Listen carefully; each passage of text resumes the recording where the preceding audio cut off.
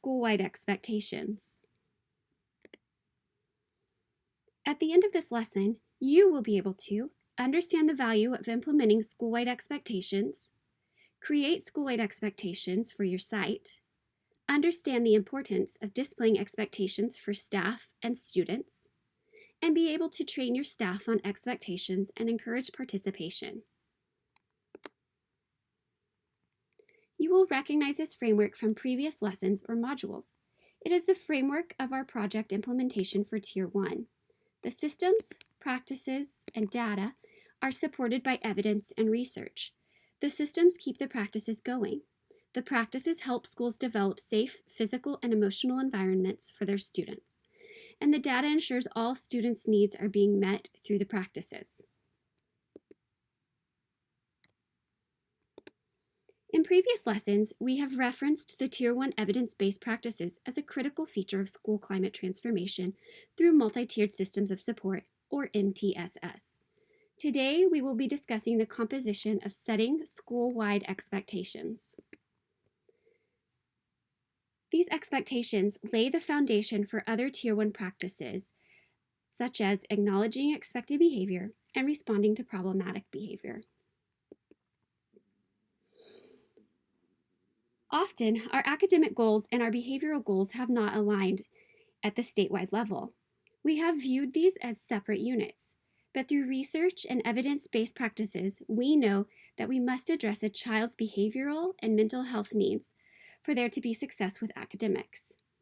In the next lesson, we will address how we must teach behavior similar to the way we have traditionally taught academics. If a child doesn't know how to read, we teach. If a child doesn't know how to swim, we teach. If a child doesn't know how to multiply, we teach. If a child doesn't know how to drive, we teach. But if a child doesn't know how to behave, do we teach or punish? Why can't we finish that last sentence as automatically as we do the others? In developing your behavioral expectations, this is equivalent to giving students and staff the scoring rubric to behavior. It sets a universal system for what we are expecting from them. The behavior expectations are laid out visually on a behavior expectations matrix.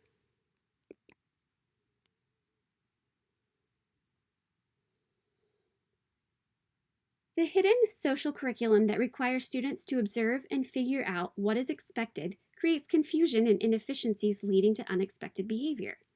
To alleviate any confusion and make the hidden social curriculum visible, a matrix of explicit expected rules is created. Please remember that it is important to view all practices and products through the trauma-informed lens as you create.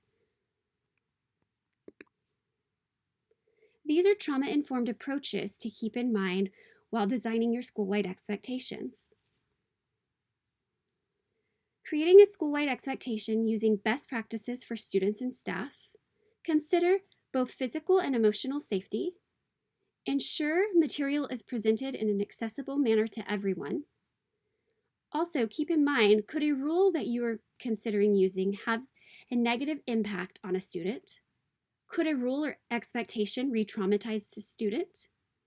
Could a rule or expectation be culturally relevant for all students?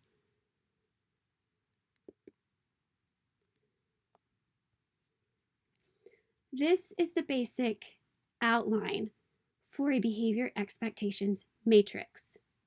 You'll notice the expectations along the left side of the template, settings for all of your school locations across the top, and then rules are developed to fill in the middle of your matrix. Let's discuss the difference between an expectation and a rule. Expectations are broadly stated. They apply to all people in all settings, and they describe the general ways that people will behave. Whereas rules describe specific behaviors, they are observable and measurable. Rules may apply to a limited number of settings and may clarify behaviors for specific settings. On this slide, you were able to visualize what a completed behavior expectation matrix looks like. You see the expectations down the left side of the matrix. Be responsible, be respectful, and be safe. They are generalized and they apply to everyone. Across the top of the setting, you see locations in the school building. The center of the matrix is completed with rules for each location and expectation. You can see that to be responsible in the classroom, the student would take care of classroom materials, bring their materials to class, and participate in class.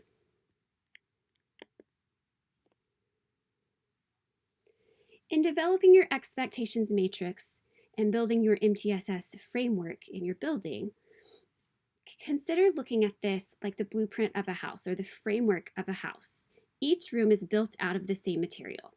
So we're developing these consistent expectations school-wide. However, each room looks different in your home and serves a different purpose. So when we implement policies, procedures, and routines, it looks a little bit different in each space. Each room gets decorated differently as well. So each teacher, although classrooms have the same expectations, may make it work a little bit different in their classroom. For example, taking care of classroom materials from the previous slide can be applied differently in different classrooms, but we are all following that expectation of taking care of classroom materials. In classroom A, taking care of materials may look like sharpening your own pencils on the electric pencil sharpener. However, in classroom B, taking care of materials may look like putting your pencil into a cup of unsharpened pencils and retrieving a fresh one from a cup of sharpened pencils, as the teacher may not want students handling electric pencil sharpeners or other equipment. In both classrooms, students are taking care of classroom materials and meeting the expectation.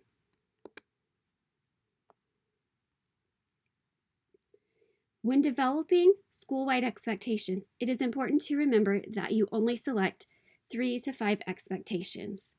The expectations are stated positively and use common language with few words. This will allow for simple and easy to remember expectations for your students and staff.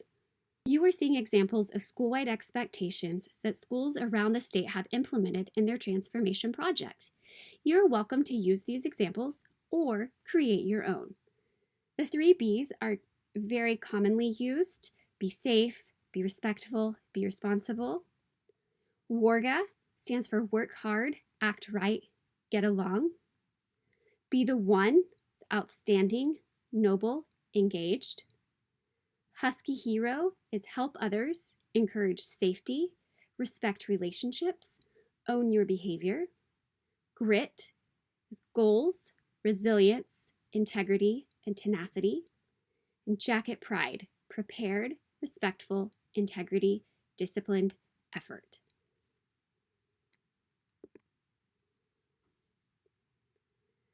When you are developing your expectations matrix and focusing on the settings or the locations of your school building, it is important to consider all settings. So when you're thinking about classrooms, you might want to break out, music room, gym, not just the settings, also where problematic behaviors are typically observed. Any location across your building where students are spending time during the day needs to be considered.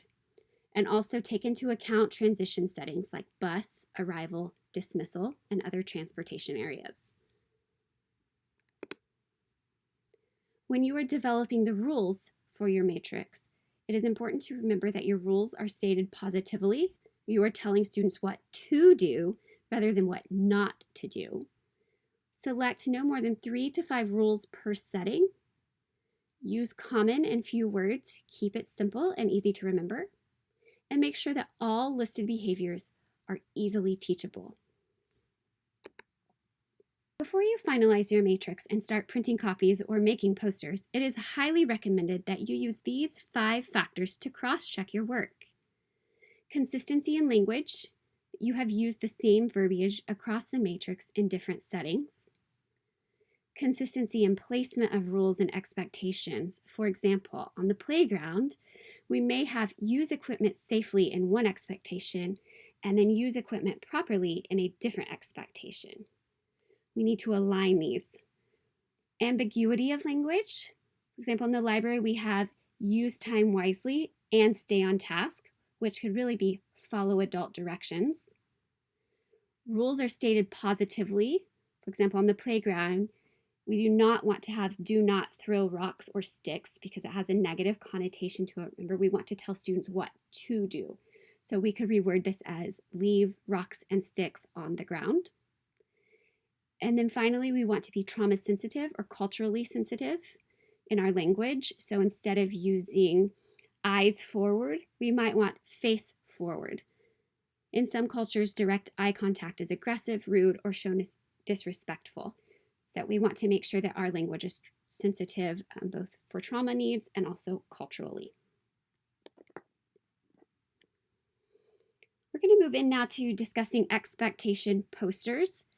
These posters serve as a daily reminder for staff and students. You would create a poster for each setting on your matrix. List out the specific rules for the setting, and it is an engaging way to promote your school-wide expectations. So instead of a school having a giant matrix posted in multiple locations around the building, they would develop a classroom poster. So every classroom would have that poster. A cafeteria poster would be posted in that setting. You would develop a hallway poster. It looks like this. These are expectation posters from Cornelson Elementary, which is in Fairview Public Schools. Their expectation is the WARGA acronym, which is work hard, act right, get along. So on the right side, you are seeing their cafeteria expectation poster. The bulleted points are their rules for their cafeteria that meet the needs of work hard, act right, get along. So you see use your manners, clean your area, be respectful to all students and staff, and keep your body and objects to yourself. You will notice the green and yellow triangle at the bottom of that poster. Cornelson also developed voice level expectations for each of their posters in each area of their matrix.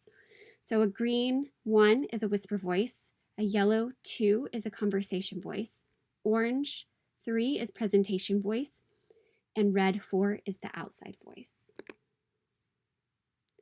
Here's another example, and this is more of an early childhood example. This is from Bill Wallace Early Childhood Center in Chickasha Public Schools. So their expectations are be responsible, be kind, be safe. When developing their posters, we developed them to be more visual and have less wording on them. So this is their hallway poster. So the expectation here is that students are in line, they're turned around, facing forward. You can see the little boy has his hands to himself. He has a bubble in his mouth. In the picture on the left, this little girl is holding a picture of the hallway expectation. We took each of these images that they developed and turned them into a flashcards. Because these students are of early childhood age level, they need that visual component and those constant reminders to help them stay with the expectations. So this little girl has a copy of the hallway expectation, and she's reminding her classmates of what the expectation is.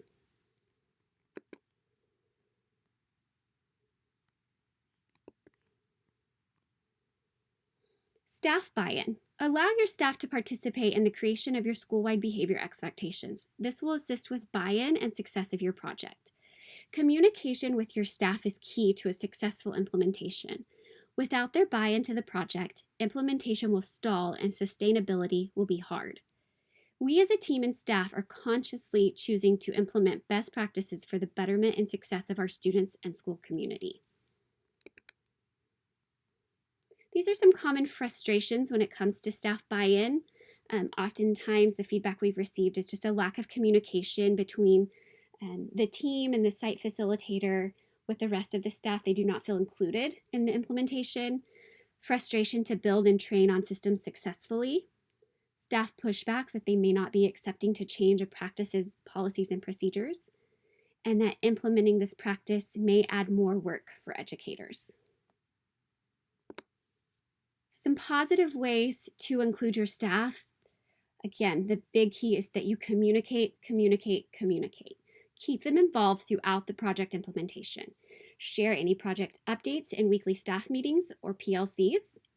Provide opportunities for your staff to give their feedback. Provide opportunities for staff to participate in product creation, such as creation of the expectation matrix, creation of the posters. Provide staff climate surveys so you are able to see that feedback. Those can be anonymous as well.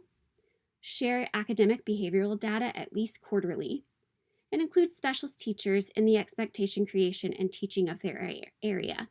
So if gym is a location on your matrix, you want to include the gym teacher or the physical education teacher in the creation of those expectations and of the teaching in that area.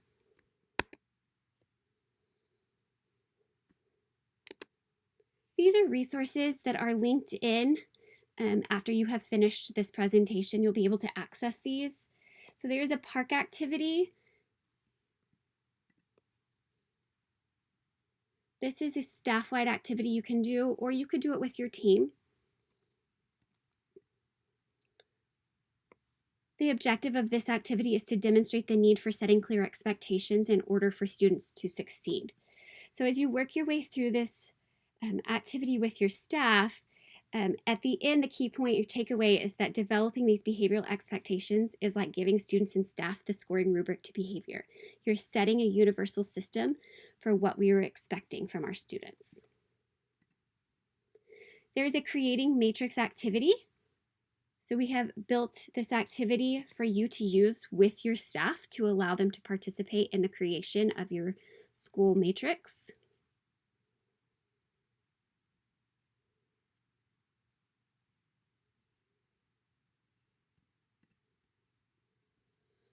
I have put in here examples and editable behavior expectation matrices from schools across the state that our team has previously worked with. There are example expectation posters, and then there is a blank template of an expectation matrix if you would like to just start completely fresh. I appreciate your time in listening to this. Here are the references that we pulled from. If you need any help or assistance in the creation of your school-wide expectation posters, please do not hesitate to reach out to our team.